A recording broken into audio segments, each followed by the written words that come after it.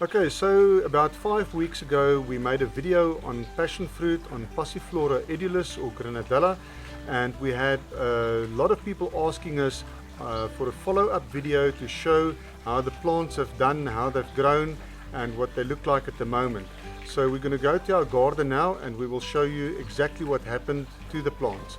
My name is Jan Lubbinge, I'm from Varing Limited Organics, and we will show you today how our passion fruit plants performed in the past 5 weeks.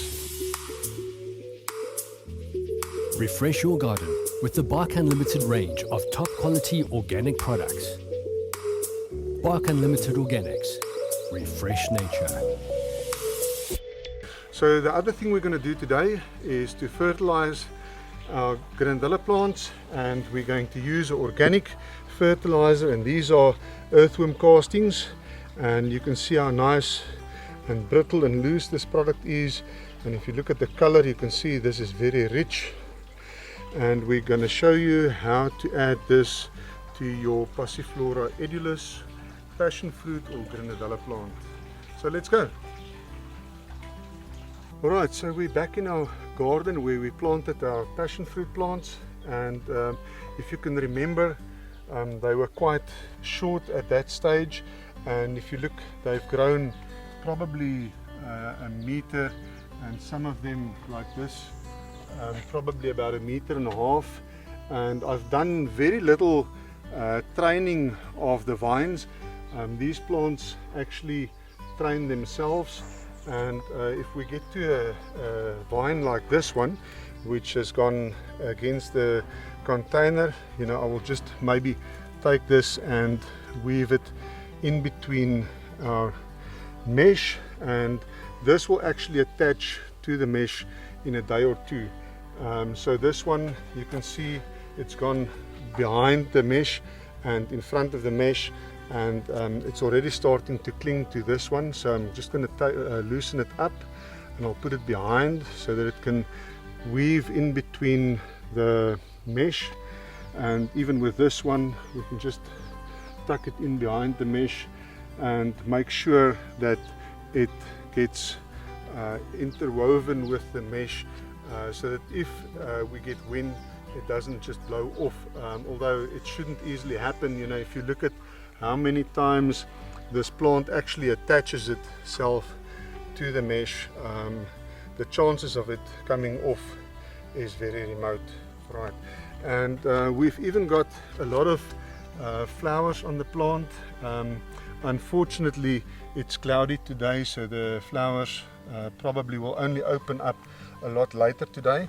Here we've got another vine that is just hanging loose at the moment, so I will just take this and tuck it in behind the mesh, and this will eventually cover this whole mesh, and it will even make some new shoots from behind this leaf. You might get a new shoot forming, and then we will train it to grow in this direction. What we can also do is we'll train this one to go right to the corner of the mesh, and once it reaches the corner, we will turn it and get it to go all the way along the top of the mesh, and like I said, eventually this is going to cover the whole mesh, and hopefully the fruit will develop, the flowers will develop into fruit, and then maybe in our next video we can show you those. And the flowers are also depending on bees for pollination, so we've got a beehive right on top of this container, and so the bees are quite close to the plant, nice and close to the plant, and they should do their job and pollinate these flowers so that the fruit can develop. And each little pip inside the fruit needs to be pollinated on the flower. Maybe I can just open up this flower slightly. You can see how many little and this is actually quite a beautiful flower. Maybe in our next video the sun will be out and we will be able to show you what the flower looks like. So once this opens up, the bees will come, they will do the pollination and the fruit will form. Right, so we're going to take our earthworm castings and we're going to put it around the root system of our passion fruit plant, and this will put extra microbes in the soil, will put lots of nutrients in the soil, and this will make our plant grow very nicely. Remember I said you don't have to fertilize your Granadilla plant a lot. They're not high feeders, but they do need good soil and they do need some form of nutrition. So we've mulched this whole area to basically suppress weed growth and to retain the moisture. You can take the castings and apply it on top of the mulch, but I would suggest that we remove the mulch and do the application of the earthworm castings, and then we're going to put our mulch back again. So we'll just take away most of the mulch, and remember that little dam that I've made around the plant for a bit of water retention. You can see that's still there. You can see how nice and moist the soil is, and we're just going to take two nice big hands full like this and put it around the plant. And we can take another one, because this is organic. You can't overfeed the plant, and just put it around the root system like that, and we're going to cover up the mulch again. And now the food, the organic food, is nice and close to the root system of the plant. We're putting the mulch back to protect the soil from drying out and from overheating, and to keep in the moisture and to prevent weed seeds from growing. So let's do the other one.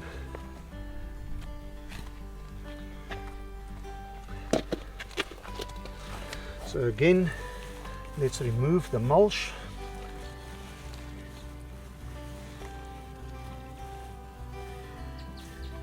And although we had some rain last night, actually quite a lot of rain, you can see how nice and wet the soil is. See these little white roots? That's from our Granadilla plant. It's actually coming up to get all the nutrients. There's one of our fertilizer pellets that we've put in when we planted the plant. So it's actually coming after the food, and we're going to add some lovely earthworm castings. Like I said, two nice big hands full of the earthworm castings, and spread it out around the roots. This will go into the soil with the water, and if there's earthworms in our soil, they will also help to work this down to the root system of the plant. And by covering this up again, like I said, we're protecting the roots of the plant, we're protecting the soil, we're stopping it from drying out completely. The soil can't overheat, weeds can't blow in and germinate, and if they do germinate, they're a lot easier to remove because they're in the mulch, they're not in the soil.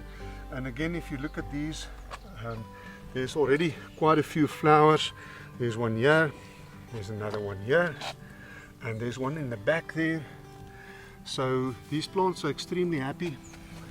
And again, you know, if you look at the growth on this, these shoots have grown, these vines have grown about 1.5 meters in about 5 weeks time, which is amazing.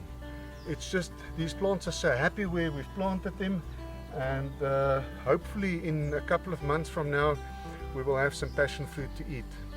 So if you liked our video on passion fruit and how it's grown in the past 5 weeks, please give it a thumbs up, subscribe to our channel. Remember to hit the bell icon so that you can get notifications of our latest videos and gardening tips on how to grow edibles, ornamentals, and how to use our products. And if you need more information on our products, you can always go to our website at www.barkunlimited.co.za. Refresh your garden with the Bark Unlimited range of top quality organic products. Bark Unlimited Organics. Refresh nature.